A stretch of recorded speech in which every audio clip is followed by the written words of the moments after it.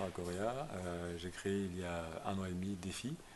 Défi, c'est le premier centre d'appel, le centre de relations clients dédié aux sourds et aux malentendants, mais surtout opéré par des sourds et des malentendants. Donc, le challenge, ça a été de créer une filière métier où on forme des sourds qui vont répondre eux-mêmes, par intermédiaire d'outils classiques, webcam, chat, aux clients sourds de nos clients.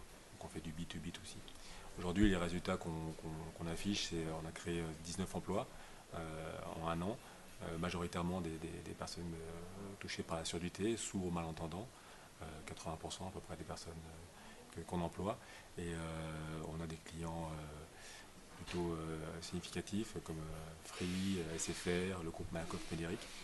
Notre prochain objectif, c'est de transférer une partie de nos effectifs vers les effectifs de nos clients. C'est-à-dire qu'on propose à nos clients d'embaucher nos conseillers dans leur entreprise, de façon à ce qu'ils puissent évoluer ensuite et avoir une carrière à l'instar de ce qui se pratique pour les personnes entendantes. On pense qu'effectivement, ils pourront évoluer mieux comme ça. Le parcours, moi, à l'origine, je fais une carrière commerciale et pendant les 10 dernières années, je me suis occupé du développement international d'un éditeur américain. Et entre-temps, j'étais intrapreneur, hein, je montais des filiales pour le compte d'une société. Et en 2005, une amie m'a demandé de l'aider à faire décoller son projet, qui était un projet de service pour les sourds. Un petit peu différent, mais donc je l'ai aidé à titre amical et bénévole pendant 3 ans, 4 ans. Et puis j'ai identifié qu'il y avait cette problématique pour les sourds de pouvoir contacter les services clients, d'une part, ils ne pouvaient pas le faire, les opérateurs, les banques, les assureurs. Et d'autre part, j'ai aussi identifié que les sourds avaient des problèmes pour trouver du travail.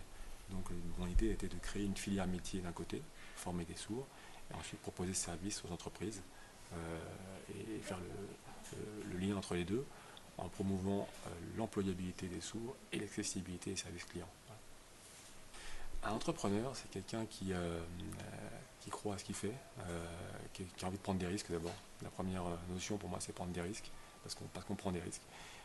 Qui croit à ce qu'il fait, et qui croit suffisamment pour convaincre les autres de le suivre. Les autres, c'est les clients, les employés, les associés, faire en sorte d'avoir suffisamment de force, de charisme et de conviction dans ce qu'on fait pour avancer, et qui a envie de réussir aussi.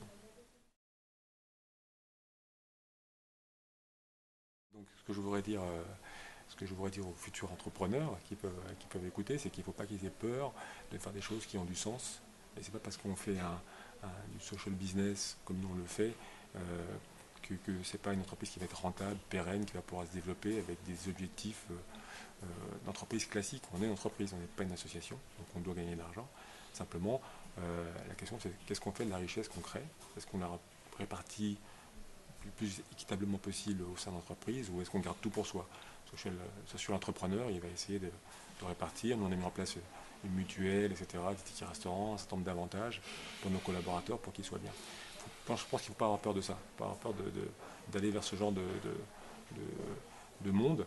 Il ne faut pas avoir peur non plus des gens qu'on y rencontre, parce que ce monde-là, ici on est à la ruche, on a rencontré des gens j'ai rencontré des gens qui sont dans l'entrepreneuriat social depuis longtemps.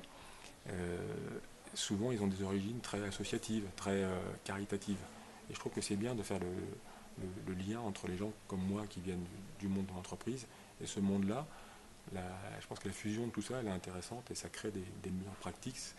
C'est l'occasion d'échanger et de faire évoluer les choses pour décomplexer les gens qui viennent de l'associatif par rapport au lien avec l'argent, par exemple, et décomplexer les gens qui viennent de l'entreprise par rapport au fait que faire du bien, c'est pas quelque chose de honteux ou qu'on doit faire en dehors de son travail. Ça peut être dans le cadre de son activité professionnelle. Euh, Moi, j'aimerais pouvoir, à travers des lieux comme ici ou des associations comme Parrainer la croissance, par exemple, rencontrer d'autres entrepreneurs et les aider à se convaincre de ça, qu'on peut faire du business et du bien. Bien. Alors, lorsqu'on lance un social business, même si au départ on ne l'a pas forcément vu comme ça, on a envie de faire quelque chose de bien, et après on reçoit une étiquette social business, il y a une vraie difficulté, c'est que les gens pensent que les banquiers, les clients, les investisseurs pensent qu'effectivement euh, ça va être difficilement pérenne. Donc il faut arriver à utiliser les outils classiques, le business plan, tous les outils de communication de l'entreprise, ceux que moi je maîtrisais un petit peu de par mon ancienne vie, pour les convaincre que ce business il est viable qu'il est rentable et qui peuvent lui faire confiance et investir. Même un banquier, il n'ouvre pas systématiquement un compte en banque à une jeune entreprise. Donc il faut aller lui expliquer que ce qu'on fait, ça va fonctionner. Et pourquoi ça va fonctionner, comment ça va fonctionner, parce que lui, il mise sur les gagnants. Donc il faut lui donner le sentiment qu'on va gagner. On va gagner avec lui, il va nous aider, mais on va gagner.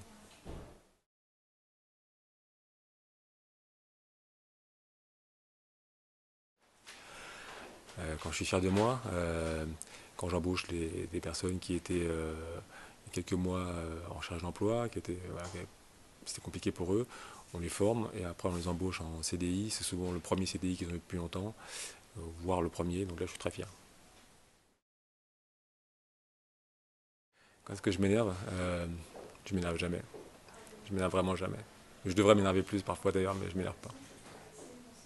Ah si, ouais, je m'énerve quand je vois les réactions, je m'agace quand je vois les réactions parfois dubitatives des gens qui nous entourent sur ce qu'on fait et qui pensent que ça sert à rien, pourquoi se casser la tête. Ça m'énerve pas mais ça m'agace. Quand est-ce que je suis confiant Je suis confiant quand on démarre une formation, parce que je l'ai dit, tous les 4 mois on démarre des formations avec une dizaine de personnes. euh, et que je vois ces gens qui arrivent, voilà, qui vont embrasser un nouveau métier, et je suis toujours confiant dans le fait qu'ils vont y arriver et qu'on va ensuite pouvoir les embaucher. Quand est-ce que je me sens tout petit Parfois chez des clients très importants où on se rend compte que ce qu'on propose, pour eux, c'est une toute petite part de leur activité qu'il faut les convaincre. Là, j'avoue qu'il y a des moments où je me sens tout petit, mais je ne le montre pas.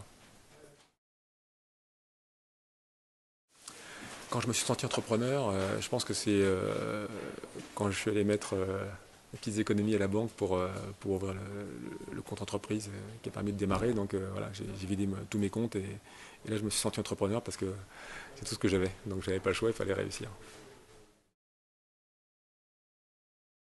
Euh, Quand je demande de l'aide, je crois que je demande tout le temps de l'aide. Dès le départ, à la création de défis, je me suis entouré d'une équipe pluridisciplinaire, à des gens qui avaient des compétences que je n'avais pas, donc je leur ai demandé de l'aide quelque part. Et je pense que toutes les réussites, si réussite il y a, elles se bâtissent parce que justement on est capable de demander de l'aide et de ne pas faire tout seul. Ça, j'y crois pas du tout.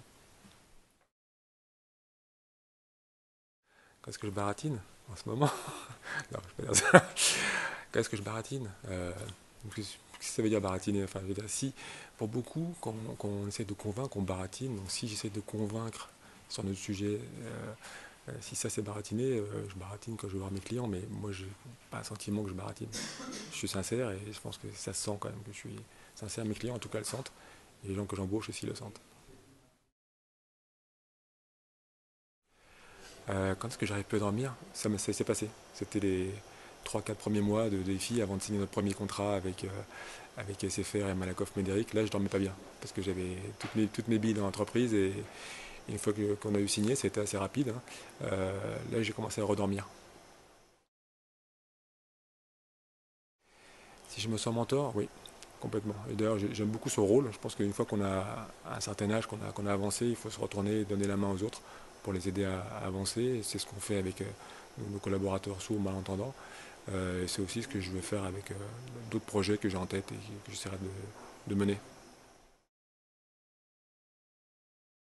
Ma star d'entrepreneur, Xavier Niel, Free. C'est un de mes clients en plus, mais c'est pas pour ça que je le dis, c'est parce que je trouve qu'il a bâti, en bousculant les lignes, il a bâti des choses à une vitesse phénoménale et pour travailler avec eux, je sais que voilà, c'est une belle boîte. Et ça m'impressionne, c'est un modèle pour moi.